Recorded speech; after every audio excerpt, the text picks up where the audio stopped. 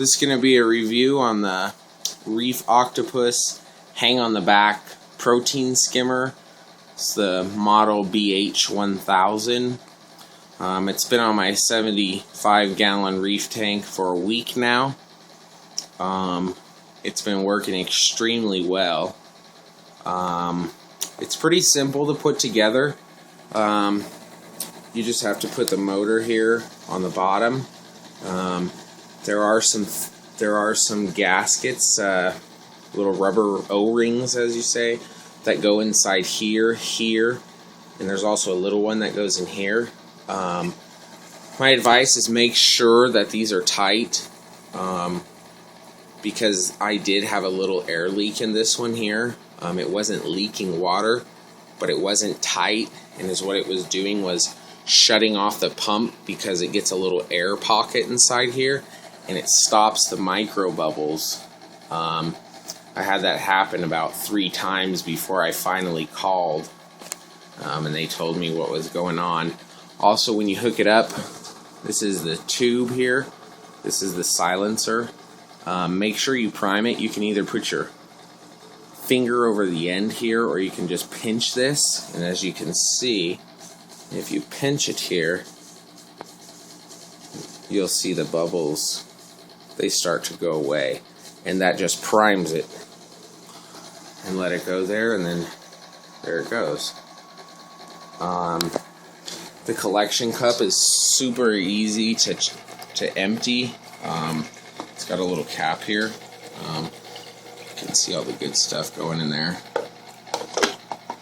To empty the collection cup, you just unscrew this little thing here, lift it up, go dump it.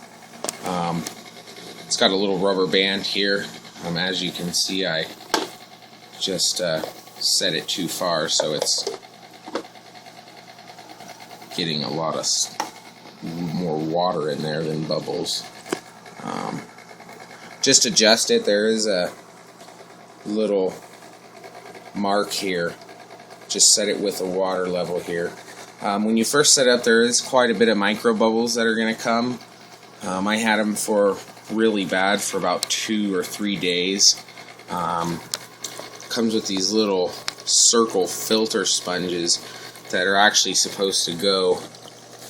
That's the intake, and that's the outlet there. You can still see I have some bubbles, but it doesn't produce a lot into the display, because it is breaking in pretty well.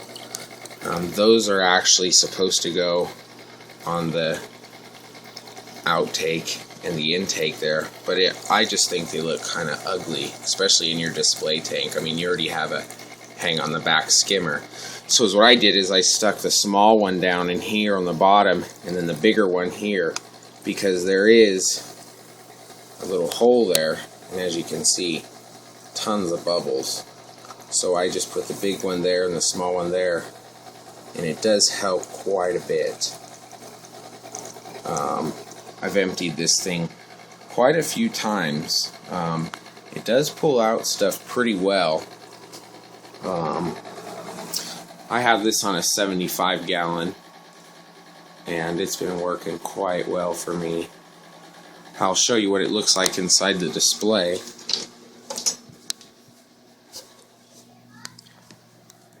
There's the intake, and there's the outlet there. I did have to cut that one so I could get it to skim the surface there.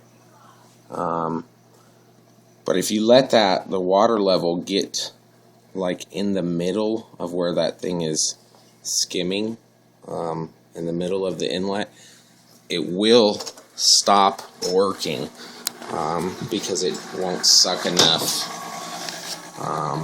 water into the skimmer itself.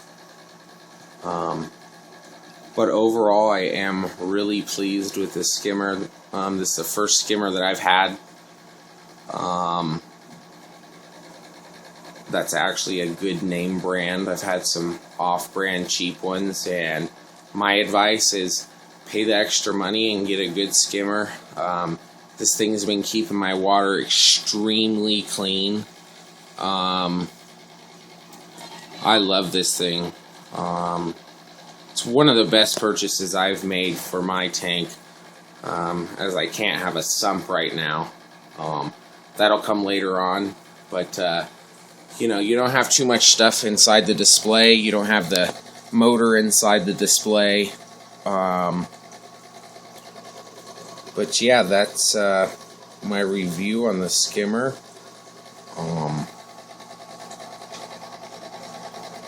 Real simple to use, easy to set up.